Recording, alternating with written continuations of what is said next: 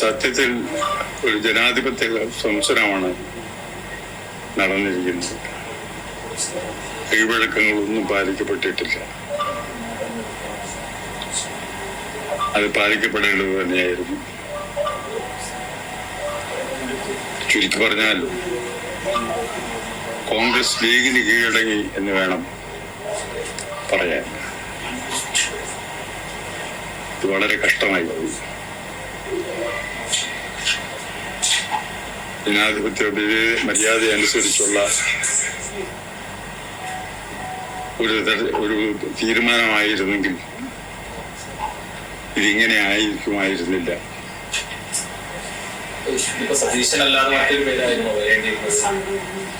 അതല്ല, എനിക്ക് സതീശൻ വന്നതിന്റെ അല്ല,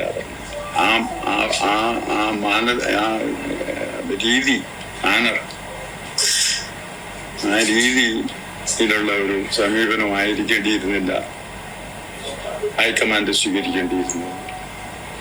അതായത് ഇതിനാണെങ്കിൽ ഇത്രയും താമസിപ്പിക്കേണ്ട കാര്യം എന്നായിരുന്നു? ഒരു മാനദണ്ഡവും സ്വീകരിച്ചില്ല. എല്ലാ മാനദണ്ഡവും സ്വീകരിച്ചിട്ട് ചെയ്യാനായിരുന്നെങ്കിൽ ഇത്രയും താമസിച്ചത് എന്താണെന്ന് വെച്ചാൽ മനസ്സിലാക്കുക. എല്ലാ മാനദണ്ഡങ്ങളും സ്വീകരിക്കാൻ വേണ്ടി കാത്തു നിന്നതാണ്. ഇതൊരു മാനദണ്ഡവും സ്വീകരിച്ച് കീഴ്വഴക്കങ്ങളോ ജനാധിപത്യ രീതിയോ ഒന്നും ഇവിടെ. ഇനി കേരളം കേൾക്കാൻ പോകുന്ന വേദനയുടെ സംഗീതത്തിൻ്റെ തുടക്കമാണ് സുകുമാരൻ നായർ സാറിൽ നിന്ന് തുടങ്ങിയിരിക്കുന്നത്.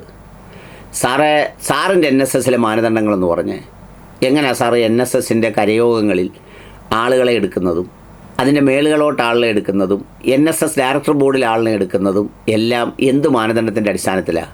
ഏതെങ്കിലും എണ്ണത്തിൽ കൂടുതലുള്ള വിഭാഗത്തിൽ വരുന്ന നായർ കുടുംബങ്ങളിൽ നിന്നാണോ എടുക്കുന്നത്? കഷ്ടപ്പാടുകാരിൽ നിന്നാണോ എടുക്കുന്നത്? എന്ത് ജനാധിപത്യമാണ് സാറ് പാലിക്കുന്നത്? ഈ അടുത്ത സമയത്ത് ഒരാളെന്നോട് പറഞ്ഞു, ഇനി ദൈവം തമ്പുരാൻ വിചാരിച്ചിട്ടല്ലാതെ ഈ കസേരയിൽ നിന്ന് സുകുമാരൻ നായർ സാറിനെ ഇറക്കാനൊക്കത്തില്ലെന്ന് പറഞ്ഞു. കാരണം അതുപോലെയാണ് അതിലെ ചെലന്തി വല കെട്ടിയിരിക്കുന്നത് പോലെ കെട്ടി ദൂരെ നിന്ന് പോസ്റ്റ് ഇടാനും കമൻ്റ് ഇടാനും വീഡിയോ എടുക്കാനും പറയാനും ഒക്കെ കഴിയുമെന്നല്ലാതെ വേറൊരു ചുക്കും കഴിയത്തില്ല എന്നാണ് പറഞ്ഞത്. അപ്പോൾ അങ്ങനെ ഒരു മാനദണ്ഡവും ഇല്ലാതെ എത്രയോ വർഷങ്ങളായി ഒരാപ്പീസിൽ നിൽക്കുന്നു, ഒരു സഹായിയായി വരുന്നു, പിന്നെ അസിസ്റ്റൻറ്റ് സെക്രട്ടറി ആവുന്നു, പിന്നെ സെക്രട്ടറി ആകുന്നു. അങ്ങനെ തുടങ്ങിയ മണിയനിൽ നിന്ന് മണിയനിലേക്കും കൂട്ടമണിയിലേക്കും അതിൻ്റെ അപ്പുറത്തെ മണിയിലേക്കും എത്തി അവസാനം മാണിക്യത്തമ്പുരാനായി മാറുന്ന പ്രക്രിയയുടെ ആളുകളാണോ ഈ സംഗതി ശരിയായില്ല എന്ന് പറയുന്നത്? പിന്നെ ഈ പറഞ്ഞ ഒരു കാര്യം ഞാൻ സാറിനോട് യോജിക്കാം.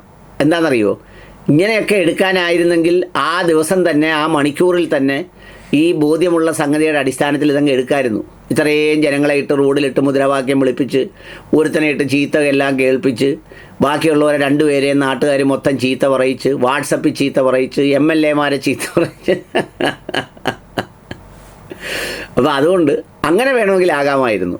ഏതായാലും അദ്ദേഹത്തിൻ്റെ കയ്യിൽ നിന്ന് വന്നതാണ് ഇനി കേരളം കേൾക്കാൻ പോകുന്ന തുടർ ഗീതങ്ങൾ.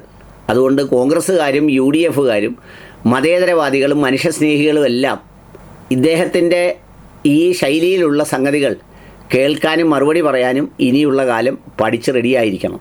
സാറ് പറഞ്ഞാൽ ഏൽക്കൂല. സാർ ആരെ പറയുന്നോ അതിന് എതിർവശത്താണ് ആളുകൾ നിൽക്കുന്നത്. അപ്പോൾ അതുകൊണ്ട് നല്ല സമാധാനമായും ശാന്തമായും പോയി കിടന്ന് ഉറങ്ങും. ഒന്ന് ഉറങ്ങി തെളിഞ്ഞ് വരുമ്പം ചിലപ്പോൾ ഇനി അടുത്ത ഗവൺമെൻറ് വരുമ്പം അന്നേരമൊക്കെ അതിൻ്റെ കൂടെയൊക്കെ നിന്ന് എന്തെങ്കിലുമൊക്കെ ആക്കി അല്ലെങ്കിൽ നേടി എന്നൊക്കെ പറഞ്ഞ് എന്തെങ്കിലും പറയാൻ നോക്കാം. ഇതിപ്പോൾ കൊച്ചുമക്കളെക്കാൾ ഇളയ പിള്ളേർ വെറുതെ തെറി വിളിക്കും. അതുകൊണ്ട് സുകുമാരൻ നായർ സാർ ചെല്ല്, അങ്ങനെ ചെല്ലെന്നൊക്കെ പറയത്തില്ലേ, ചെല്ല്, പോയി കിടന്ന് ഉറങ്ങുക. അതാ നല്ലത്. ഇനി ഈ വയസ്സൊന്നും വയ്യാതിരിക്കുന്ന കാലത്ത് ഇനി ഇതെല്ലാം പറഞ്ഞ് അങ്ങയുടെ സമുദായത്തിൽപ്പെട്ടവർ പോലും ഒരു ലോഡ് തെറി വിളിക്കും. എന്നാൽ ശരി.